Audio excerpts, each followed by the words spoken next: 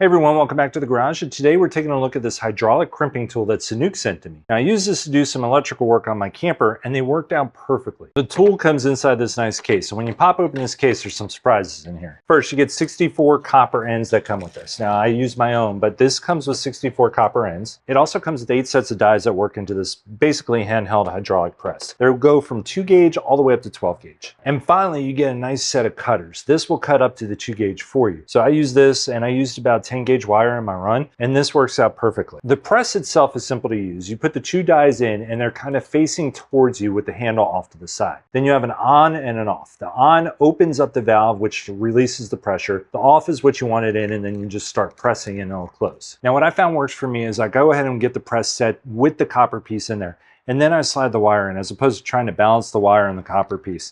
And then I go ahead and just work the hydraulic tool. And you'll know when this thing is done. Like, you cannot press this any further, but you want to get it as tight as possible. And once you're done, you go ahead and release the valve. You just turn it to the on position. I know it's counterintuitive. Now what you get at the end of the day is a nice clean press on this. Now I would wrap that with electrical tape at the end of the day, but this thing works great. This was a lifesaver to make sure I was building the wires properly before I ran them through my van. But what you really want to know is what I recommended to you. Yeah, this Sanuke hydraulic handheld crimper is great. This worked perfectly. Tons of pressure, gives you 64 copper pieces right off the bat, gives you 8 different die sets, 2 gauge to 12 gauge, plus a couple specialty dies. You get the wire cutters. You have everything you need to do a full electrical run or run a whole solar system on a van if you wanted to. So as always, I hope these short reviews help with your purchasing decision, and I hope you enjoy the rest of your shopping day.